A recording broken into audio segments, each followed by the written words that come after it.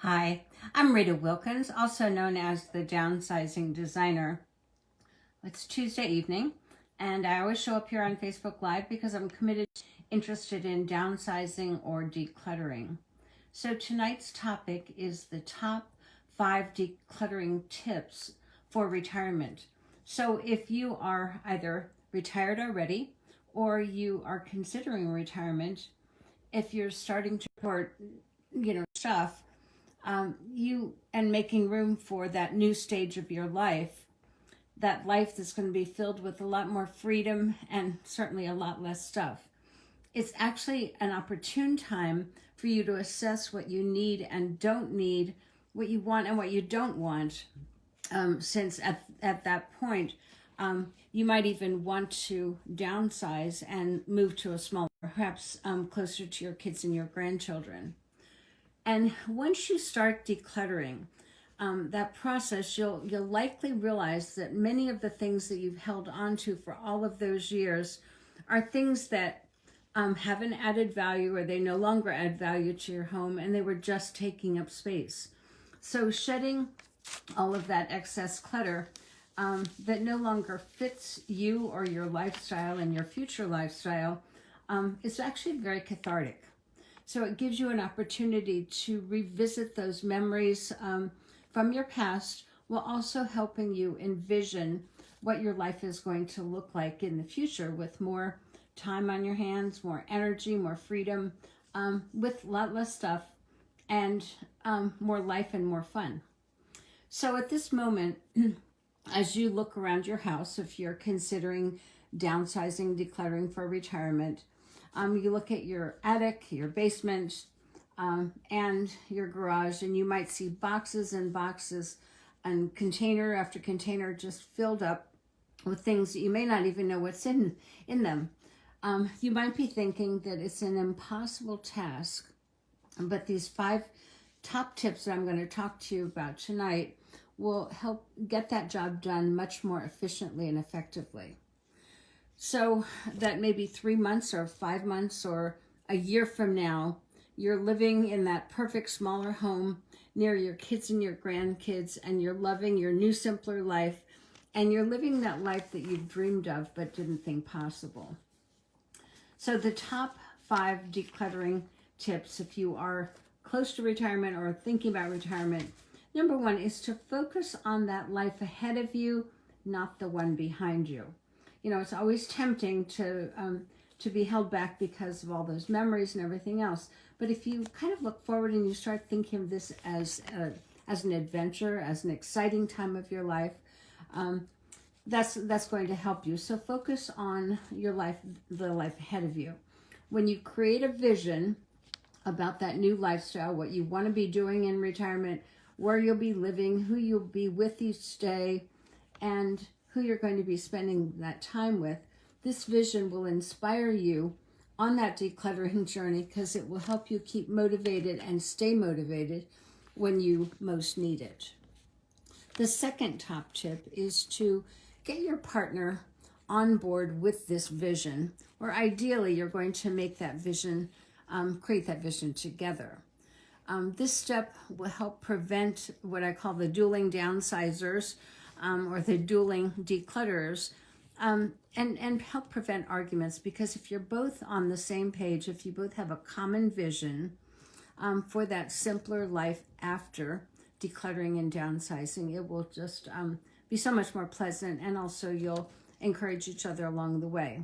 You know, it will, of course, require quite a bit of compromise on both parts, but it will also help you make decisions easier because you'll be making them together. So the third tip is to commit to keeping only what you need, what you'll use, and what's important to you. Now, this is probably one of the most powerful tools that I could even talk to you about, because it will help you make decisions about what to keep and what to let go of. It helps you decide much quicker and much more efficiently, even during those tough decisions. So commit only to those things that you need, you'll use, or what's most important to you. And the fourth thing is to notify your kids about your decision to downsize and declutter. I wouldn't wait for them to decide when they want to come and remove all their stuff from your house, because that may not happen. So let them know ahead of time. Be proactive. Give them a deadline of sorts to come to get their stuff and bring a truck if they have to.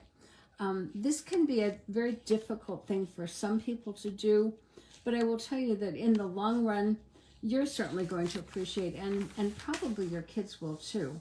But the reality is, if they have things that are, still in their bedrooms, in the basement, in the garage, whatever it is, if you're downsizing and decluttering, you definitely need to get rid of that stuff.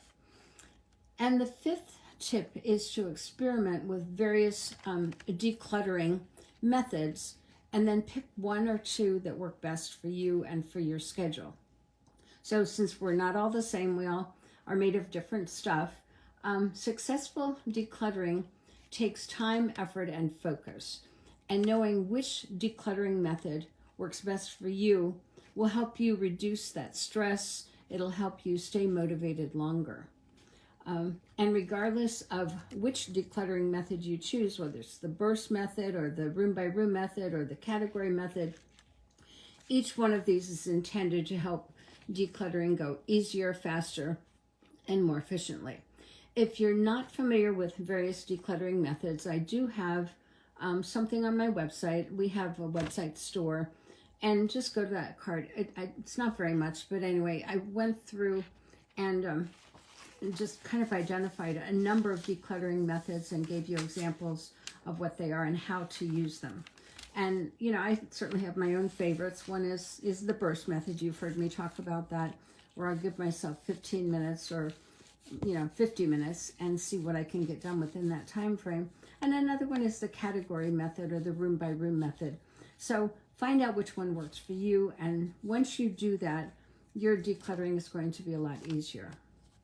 So if you're excited about your upcoming retirement or, just transition for a lifestyle, and if you're excited about that new lifestyle that you're going to be having, but if you're just starting that process of decluttering, I encourage you to embrace these 5 tips that I just went over this evening. The first one, to focus on your life ahead, not the one behind, to get your partner on board and ideally make that vision together, and then commit to only keeping what you need, what you'll use, and what's most important to you. And then notify your kids about your decluttering so they can remove their stuff from your home. And then try the various decluttering methods and pick one or two that work best for you. So these are intended to inspire you and to make your decluttering journey as easy as possible, knowing that there's a lot of work ahead. But most of all, take time to enjoy this process of transitioning from one chapter to the next. It's an exciting time of your life. So if you enjoy these weekly Facebook Lives, and if you have family members or friends who would benefit from them, please feel free to share my videos or my blogs and invite them to join us every Tuesday at 7 p.m. And I look forward to hearing back from you, because we are creating the editorial calendar for next month. If there's a particular topic you want me to cover, please let me know and just put it in the chat box. Have a good night, and I'll see you next week.